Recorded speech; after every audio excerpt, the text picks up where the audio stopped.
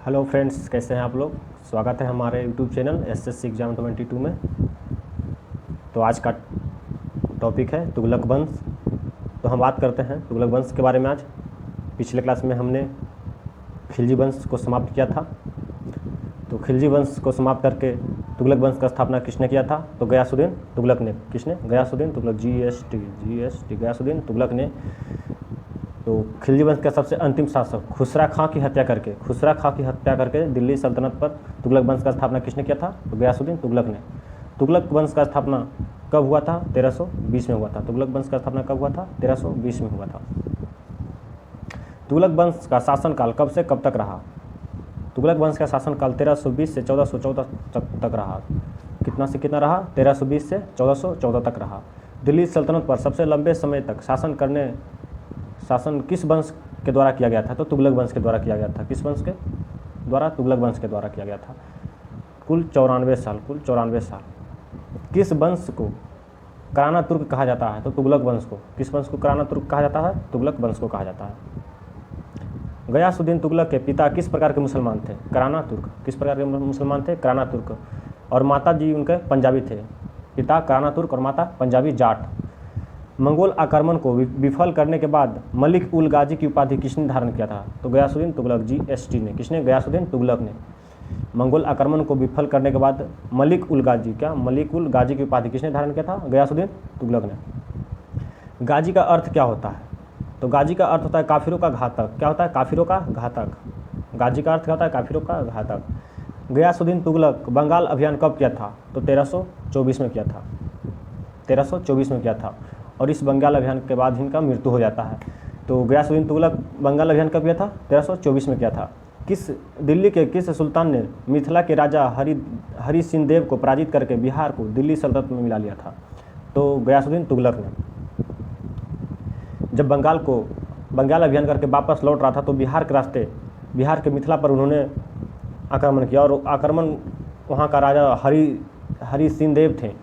और हरि सिंह देव को पराजित करके उन्होंने बिहार को दिल्ली सल्तनत में मिला लिया था। किसने? गयासुद्दीन तुगलक ने। दिल्ली अभी दूर है, यह कथन किसका है?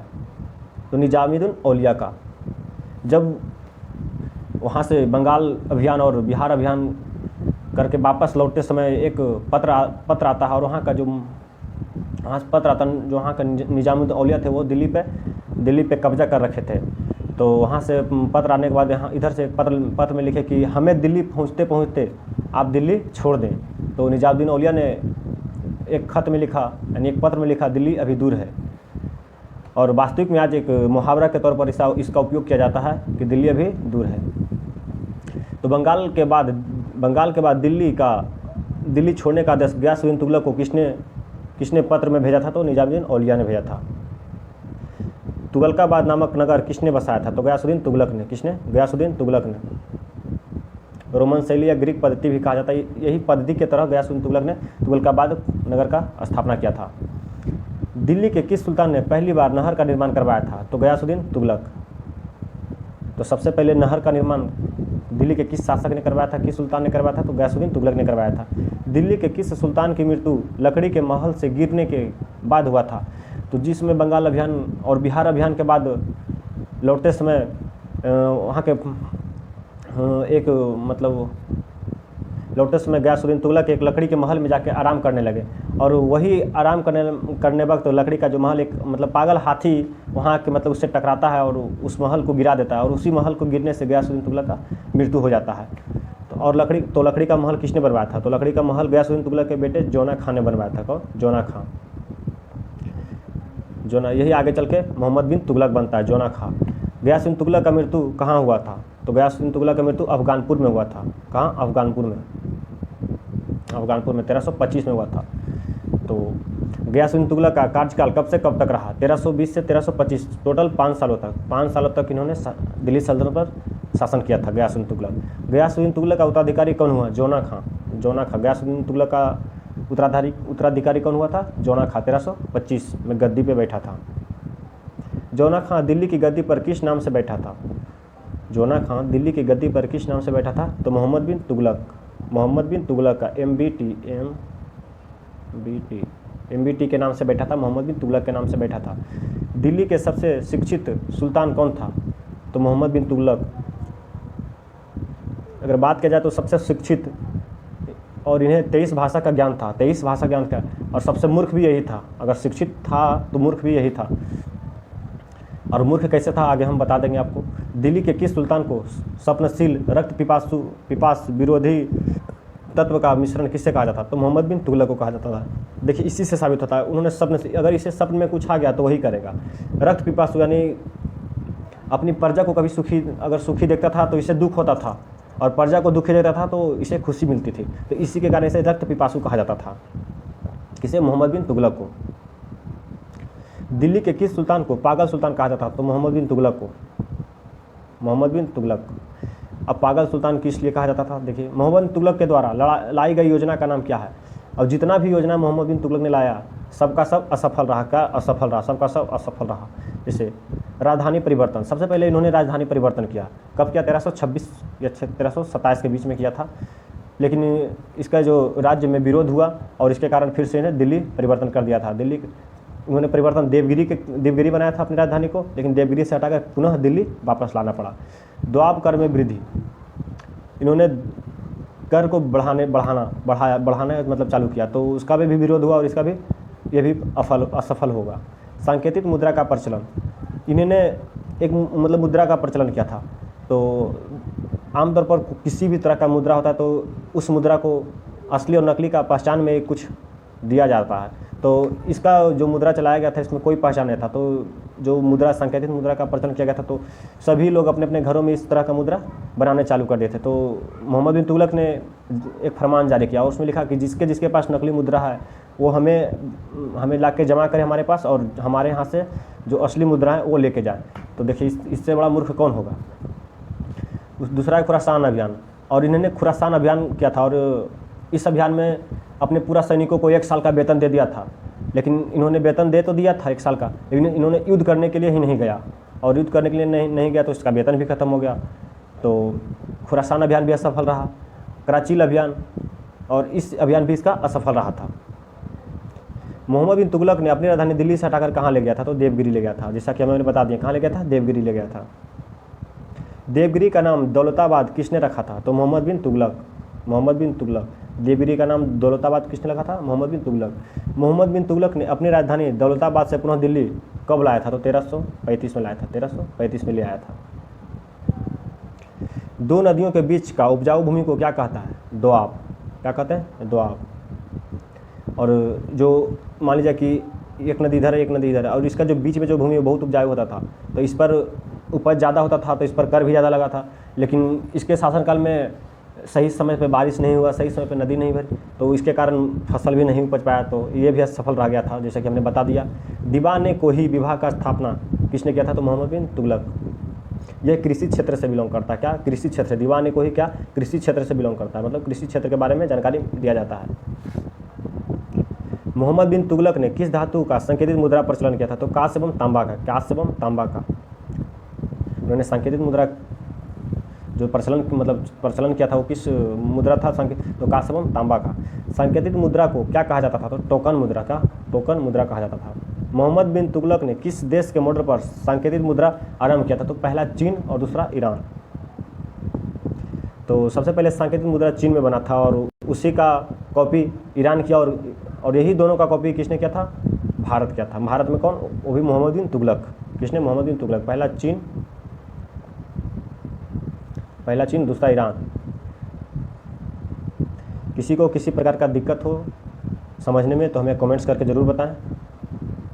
मोहम्मद बिन तुगलक ने खुरासान अभियान के दौरान कितने सैनिक तैयार किया था? तो 3,70,000। कितने सैनिक तैयार किया था? तो 3,70,000 सैनिकों को 1 वर्ष की अग्रणी राशि किसने दिया था? तो मोहम्मद बिन तुगलक। जैसा कि हमने बताया, इतना सैनिक तैयार किया इन्होंने खुरासान अभियान के लिए, और सबको 1 साल के लिए पहले ही वेतन दे दिया। और पता चला बाद में 1 साल तक सभी सैनिक इंतजार करते रहे, लेकिन युद्ध हुआ ही नहीं, आक्रमण किया ही नहीं खुरासान पे, तो इसका और पैसा जो था ये भी खत्म हो गया इसका। मोहम्मद बिन तुगलक ने कराची अभियान का नेतृत्व करने के लिए किसे भेजा था? तो मलिक खुसरो को। किसने? मलिक खुसरो को भेजा था। मलिक खुसरो ने कराची अभियान पर कितने सैनिक लेकर गया था? तो 1 लाख। कितने? 1 लाख ले गया था। तो इतिहासकारों का कहना है केवल 3 सैनिक ही जिंदा बचकर आया था। जैसे मलिक खुसरो ने कराची अभियान के लिए सैनिक जो लेकर गया था तो जाते समय रास्ता को भटक गया था, कराची जाने के लिए रास्ता भटक गया था और बीच में ही अपने में इन्होंने लड़ाई करना चालू कर दिया। अपने सैनिक अपने खुद से लड़ाई करना चालू किया, जिसमें सारा सैनिकों का मृत्यु हो जाता है। केवल 3 सैनिक ही जिंदा बचकर वापस आया था। कितने? 1 लाख में केवल 3 सैनिक ही। विजयनगर साम्राज्य की स्थापना किसने किया था? तो हरिहर और बुक्का। विजयनगर साम्राज्य का किसने स्थापना किया था? तो हरिहर और बुक्का, ये दोनों भाई थे। 1336 ईस्वी में हुआ था स्थापना, जो कि कर्नाटक में। कहाँ है? कर्नाटक में है। विजयनगर साम्राज्य की स्थापना दिल्ली के किस सुल्तान के समय हुआ था? तो मोहम्मद बिन तुगलक। किस समय हुआ था? मोहम्मद बिन तुगलक। बहमनी साम्राज्य की स्थापना कब और किसने किया था? तो बहमनी साम्राज्य की स्थापना 1347 ईस्वी में हुआ था हसन गंगू। कहाँ? हसन गंगू। कहाँ बहमनी साम्राज्य? कहाँ है? महाराष्ट्र में। कहाँ है? महाराष्ट्र में। कब हुआ था? 1347 ईस्वी में हुआ था। किसने किया था? हसन गंगू ने। किसने? हसन गंगू ने किया था। विजयनगर एवं बहमनी साम्राज्य के बीच में सबसे ज़्यादा संघर्ष दिल्ली के किस सुल्तान के समय में हुआ था? तो मोहम्मद बिन तुगलक में। यानी विजयनगर एवं बहमनी साम्राज्य में बहुत बार यानी युद्ध हुआ था, कारण आपस में दोनों लड़ाई किए थे। तो सबसे ज़्यादा दिल्ली के किस सुल्तान के समय हुआ था? तो मोहम्मद बिन तुगलक के समय हुआ था। इब्न बतूता विदेशी यात्री किसके दरबार में दिल्ली आया था? तो मोहम्मद बिन तुगलक के दरबार में आया था। किसने? मोहम्मद बिन तुगलक के दरबार में आया था। इब्न बतूता कहाँ का था? मोरक्को का था। तो इब्न बतूता जो था विदेशी यात्री किसके दरबार में आया था? भारत, दिल्ली। तो मोहम्मद बिन तुगलक 1333 में आया था। 1333 ईस्वी में आया था और बहुत ज्ञानी था इब्न बतूता। इब्न बतूता कहाँ का रहने वाला था? तो मोरक्को, अफ्रीका। मोरक्को कहाँ है? अफ्रीका में। Morocco, Africa. मोहम्मद बिन तुगलक ने दिल्ली का काजी किसे नियुक्त किया था? तो इब्न बतूता का। और इसका जांच पड़ताल यानी ज्ञान को देखते हुए मोहम्मद बिन तुगलक ने दिल्ली का काजी नियुक्त कर दिया था। किसे? इब्न बतूता को। मोहम्मद बिन तुगलक ने अपना दूत बनाकर चीन भेजा था, यानी अपना इब्न बतूता को 1342 ईस्वी में अपना दूत बनाकर चीन भेजा था। किसे भेजा था? इब्न बतूता को। कब भेजा था? 1342 ईस्वी में। इब्न बतूता के द्वारा लिखे गए यात्रा वृत्तांत क्या कहलाता है? रेहला। यानी जिसमें उन्होंने चीन की यात्रा कर रहे थे तो यात्रा के दौरान एक पुस्तक का रचना की थी, एक पुस्तक की रचना की थी। तो उस पुस्तक का नाम क्या था? रेहला। तो रेहला पुस्तक किस भाषा में लिखा गया था? तो अरबी भाषा में। किस भाषा में? अरबी भाषा में लिखा गया था रेहला पुस्तक। दिल्ली के एकमात्र सुल्तान जो हिंदुओं के पर्व होली में भाग लिया करता था, तो मोहम्मद बिन तुगलक।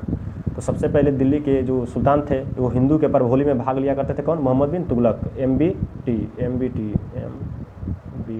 मोहम्मद बिन तुगलक। जैन आचार्य हरिविजय सूरी किसके दरबार में रहा करते थे? तो मोहम्मद बिन तुगलक। किसके दरबार में? मोहम्मद बिन तुगलक। मोहम्मद बिन तुगलक के निर्धन पर किसने कहा था कि राजा को प्रजा से और प्रजा को राजा से मुक्ति मिल गया? तो बदायूनी ने। किसने? बदायूनी ने। किस लिए कहा था? तो हम इसके पहले हमने बता दिया था कि इन्होंने प्रजा को सुखी देखता था तो मोहम्मद बिन तुगलक को दुख होता था, और जब प्रजा को दुख देखता था तो मोहम्मद बिन तुगलक को खुशी होता था। तो सोच लीजिए कि जो इतिहासकार बदायूनी ने कहा कि राजा को प्रजा से और प्रजा को राजा से मुक्ति मिल गया। मोहम्मद बिन तुगलक का उत्तराधिकारी कौन हुआ? तो फिरोज शाह तुगलक जो कि मोहम्मद बिन तुगलक का चचेरा भाई था। मोहम्मद बिन तुगलक का चचेरा भाई था। दिल्ली के किस सुल्तान का राज्याभिषेक 2 बार हुआ था? तो दिल्ली के किस सुल्तान का राज्याभिषेक 2 बार हुआ था? फिरोज शाह तुगलक का। पहला हुआ था 1351 में ही ठड्डा में हुआ था, और दूसरा भी 1351 में हुआ था। कहाँ? दिल्ली में हुआ था। कहाँ? दिल्ली में हुआ था। दिल्ली के किस सुल्तान ने 24 प्रकार के कष्टदायक कर को समाप्त किया था? यानी इसके पहले जितने भी कर थे सारा कर को समाप्त कर दिए थे। किसने किए थे? तो फिरोज शाह तुगलक ने। तो दिल्ली के किस सुल्तान ने 24 प्रकार के कष्टदायक को समाप्त किया था? तो फिरोज शाह तुगलक ने। फिरोज शाह तुगलक ने कितने प्रकार का कर्ज लागू किया था? तो सारे 24 प्रकार का कर्ज समाप्त करने के बाद फिरोज शाह तुगलक ने कुछ अपना नियम कानून से 4 प्रकार का कर को लागू किया था। कितने प्रकार के? 4 प्रकार के। पहला जजिया कर। तो जजिया कर हम पहला ही क्लास में बता दिए थे कि जजिया कर होता क्या है। थोड़ा सा इसमें भी जान लीजिए, बता देते हैं। यह कर गैर मुसलमानों से लिया जाने वाला तथा धार्मिक कर है। क्या? धार्मिक कर। खराज कर। यह कर गैर मुसलमानों से लिया जाने वाला भूमि कर है, जो भूमि कर है। ज़कात कर मुसलमानों से लिया जाने वाला धार्मिक कर, यानी मंदिर मस्जिद जो जाता है उसके लिए उस पर कर लगाया गया था। खुस्म कर युद्ध में जीते गए संपत्ति पर कर, यानी युद्ध में जो संपत्ति जीता गया था उस पर भी कर लागू किया था। किसने किया था? फिरोज शाह तुगलक ने लागू किया था। और दिल्ली सल्तनत में पहला शासक है जिन्होंने जजिया कर लगाया था ब्राह्मणों पे। किसने? ब्राह्मणों पे जजिया कर लगाया था। किसने? फिरोज शाह तुगलक ने लगाया था। तो दिल्ली के किस सुल्तान ने ब्राह्मणों पर जजिया कर लगाया था? तो फिरोज शाह तुगलक ने। दिल्ली के किस सुल्तान ने नहरों का सबसे बड़ा जाल बिछाया था? तो फिरोज शाह तुगलक ने। सबसे पहले तो हम गयासुद्दीन तुगलक के बारे में बताया था कि नहर बनवाया था, मतलब बनाया था। और आगे चलने के बाद देखिए दिल्ली के किस सुल्तान ने नहरों का बड़ा जाल यानी बहुत सारे नहर बनवाए थे? तो किसने? फिरोज शाह तुगलक ने। दिल्ली के किस सुल्तान ने सिंचाई कर हक के सर्व लागू किया था? सिंचाई कर यानी हक के सर्व यानी जब नहर बना तो उससे खेत यानी फसल की सिंचाई तो होगा ही, तो उस पर एक कर लागू किया था, हक के सर्व। किसने? फिरोज शाह तुगलक ने। फिरोज शाह तुगलक ने। फिरोज शाह तुगलक सिंचाई का उपज का कितना भाग वसूला करता था? तो फिरोज शाह तुगलक सिंचाई का 1/10 भाग, कितने? 1/10 भाग वसूला करता था सिंचाई का। फिरोज शाह तुगलक ने उड़ीसा के जगन्नाथ मंदिर पर आक्रमण कब किया था? तो जगन्नाथ मंदिर में 1360 ईस्वी में आक्रमण हुआ था। कब? 1360 ईस्वी में। 1360 ईस्वी में जगन्नाथ मंदिर कहाँ है? उड़ीसा में। उड़ीसा कहाँ है? मतलब पुरी में। जगन्नाथ मंदिर कहाँ है? पुरी में। पुरी कहाँ? उड़ीसा में। पुरी कहाँ? उड़ीसा में। फिरोज शाह तुगलक ने ज्वालामुखी मंदिर पर आक्रमण कब किया था? तो 1365 में HVN हिमाचल प्रदेश में। कहाँ? हिमाचल प्रदेश में। फिरोज शाह तुगलक ने ज्वालामुखी मंदिर से लाए गए ग्रंथों का अनुवाद किस भाषा में करवाया था? किस भाषा में करवाया था? तो फारसी भाषा में। फारसी भाषा में करवाया था। फिरोज शाह तुगलक के आत्मकथा का नाम क्या था? फतुहात है फिरोज शाही यानी फिरोज शाह तुगलक के नाम पर एक आत्मकथा लिखा गया था, तो उस किताब का नाम था क्या था? फतुहात है फिरोज शाही। दिल्ली के किस सुल्तान ने के शासन में सबसे अधिक गुलाम रहा करता था? तो फिरोज शाह तुगलक के शासनकाल में। यानी गुलामों की संख्या सबसे ज़्यादा दिल्ली सल्तनत में किसके शासनकाल में था? तो फिरोज शाह तुगलक है। कितना था? 1,80,000। कितना? 1,80,000 गुलाम। दिल्ली के किस सुल्तान ने सैनिकों पदों को वंशानुगत कर दिया था? तो जो सैनिक अपने जो सैनिक राजा रखा करते थे, तो उस सैनिक को वंशानुगत कर दिया था। यानी अगर किसी दुर्घटनावश युद्ध में या किसी दुर्घटनावश हमारे सैनिकों को मृत्यु हो जाती, तो उसकी जगह उसके बेटे, दामाद यानी उसके गुलाम, दास कोई भी उस जगह को ले सकते हैं। यानी वंशानुगत कर दिया गया था। किसने किया था? फिरोज शाह तुगलक ने। दिल्ली के किस सुल्तान ने एक खैराती अस्पताल दारुल सफ़ा स्थापित किया था? यानी किसी को रोगी बीमारी हो तो फ्री में इलाज करवाने के लिए फिरोज शाह तुगलक ने खैराती अस्पताल खोला था। दिल्ली के किस सुल्तान ने दीवाने बंदगान नामक विभाग स्थापित किया था? तो फिरोज शाह तुगलक। किसने? फिरोज शाह तुगलक। बेरोजगारों के लिए रोजगार ए दफ्तर किसने स्थापित किया था? यानी बेरोजगारों के लिए रोजगार ए दफ्तर विभाग किसने स्थापित किया था? तो फिरोज शाह तुगलक। फिरोज शाह तुगलक। दिल्ली के किस सुल्तान ने दीवान ए खैरात नामक दान विभाग स्थापित किया था? तो फिरोज शाह तुगलक। कौन? दीवान ए खैरात। फिरोज शाह तुगलक ने। फिरोज शाह तुगलक ने। दिल्ली के किस सुल्तान ने दीवान इस्तिहाक नामक पेंशन विभाग स्थापित किया था? तो फिरोज शाह तुगलक। यानी सैनिकों को लिए पेंशन यानी सैनिकों को पेंशन लागू किया था। किसने? फिरोज शाह तुगलक ने। दीवान इस्तिहाक नाम सा। कुतुब मीनार के क्षतिग्रस्त भवन को पुनः निर्माण किसने करवाया था? जब कुतुब मीनार क्षतिग्रस्त हो जाता है तो उसको पुनः निर्माण करवाता है, यानी रिपेयरिंग जिसको बोलते हैं, तो किसने करवाया था? फिरोज शाह तुगलक ने। किसने? फिरोज शाह तुगलक ने। जियाउद्दीन बर्नी किसके दरबार में रहा करते थे? जियाउद्दीन बर्नी फिरोज शाह तुगलक के दरबार में रहा करते थे। किसके? फिरोज शाह तुगलक के दरबार में रहा करते थे। तारीख है फिरोज शाही की रचना किसने किए थे? तो जियाउद्दीन बर्नी ने किए थे। किसने? जियाउद्दीन बर्नी। तारीख है फिरोज शाही की रचना किसने किए थे? तो जियाउद्दीन बर्नी ने किए थे। फुटवा ए जहांदरी नामक ग्रंथ किसने लिखा था? फुटवा ए जहांदरी नामक ग्रंथ किसने लिखे थे? जियाउद्दीन बर्नी। जियाउद्दीन बर्नी। फतेहाबाद, फिरोजपुर, हिसार, जैनपुर शहर यानी फतेहाबाद, फिरोजपुर, जैनपुर शहर का जो स्थापना किए थे तो किसने किए थे? फिरोज शाह तुगलक ने। किसने? फिरोज शाह तुगलक ने। फिरोज शाह कोटला दुर्ग, आज फिरोज शाह कोटला जो क्रिकेट स्टेडियम हुआ करता है और वर्तमान में उसका नाम अरुण जेटली स्टेडियम कर दिया गया। वर्तमान में क्या? अरुण जेटली स्टेडियम कर दिया गया, जो कि क्रिकेट स्टेडियम है, क्रिकेट खेला जाता है उसमें। तो फिरोज शाह कोटला दुर्ग का स्थापना किसने किया था? तो फिरोज शाह तुगलक ने। किसने? फिरोज शाह तुगलक ने। फिरोज शाह तुगलक का निधन कब हुआ था? तो 1388 में। कब हुआ था? 1388 में। फिरोज शाह तुगलक का निधन कब हुआ था? 1388 में। फिरोज शाह तुगलक का उत्तराधिकारी कौन हुआ था? तुगलक शाह। कौन हुआ था? तुगलक शाह, जो कि 1389 में। इसके पहले भी इसका एक बड़ा भाई, तुगलक शाह का बड़ा भाई का हुआ था, लेकिन फिरोज शाह तुगलक के समय में ही उसका मृत्यु हो जाता है। तुगलक शाह का उत्तराधिकारी कौन हुआ? तो अकूबर्क। किसने हुआ था? अकूबर्क ने हुआ था, जिसका शासनकाल 1389 से 1390 तक रहा। 1389 से 1390 तक रहा। अकूबर्क का उत्तराधिकारी मोहम्मद शाह हुआ था। मोहम्मद शाह हुआ था। सिर्फ कुछ दिनों के लिए यानी कुछ महीनों के लिए सिर्फ उत्तराधिकारी बने थे और राजा बने थे अबू बर्क। मोहम्मद शाह का उत्तराधिकारी हिमायू, कौन? हिमायू। ये भी मान लीजिए ये सब सिर्फ नॉर्मली बने और गए, मतलब सिंहासन पर बैठे और गए। थोड़ा तैमूरलंग ने भारत पर आक्रमण किसके शासनकाल में किया था? नसरुद्दीन मोहम्मद तुगलक। इसके बारे में थोड़ा कुछ जानना है। तो तैमूरलंग ने भारत पर आक्रमण किसके शासनकाल में किया था? तो नसरुद्दीन मोहम्मद तुगलक के शासनकाल में किया था, 1398 में। नसरुद्दीन मोहम्मद तुगलक ने तैमूरलंग के डर से कहाँ भाग गया था? तो गुजरात। कहाँ भाग गया था? गुजरात भाग गया था। किसकी सहायता से नसरुद्दीन मोहम्मद तुगलक पुनः दिल्ली हासिल किया था? तो मल्लू इकबाल के सहायता से पुनः दिल्ली को हासिल किया था। किसने हासिल किया था? नसरुद्दीन मोहम्मद तुगलक ने हासिल किया था। नसरुद्दीन मोहम्मद तुगलक का शासनकाल कब से कब तक रहा था? तो 1394 से 1414 तक रहा था। 1394 से 1414 तक रहा था। नसरुद्दीन मोहम्मद तुगलक का शासन क्षेत्र कहाँ से कहाँ तक फैला हुआ था, यानी विस्तार कहाँ से कहाँ तक रहा था? दिल्ली से पालन तक। यानी कहने का मतलब ये है कि बहुत जो तुगलक वंश का शासन, मतलब जो क्षेत्र था, धीरे धीरे कमता चला गया। तो दिल्ली सल्तनत का मतलब तुगलक वंश का जो क्षेत्र का विस्तार था वो दिल्ली से पालन तक था। तुगलक वंश का अंतिम शासक नसरुद्दीन मोहम्मद शाह था। तुगलक वंश का अंतिम शासक नसरुद्दीन मोहम्मद शाह। किसी को कोई प्रकार का दिक्कत हो तो हमें कमेंट्स करके जरूर बताएं।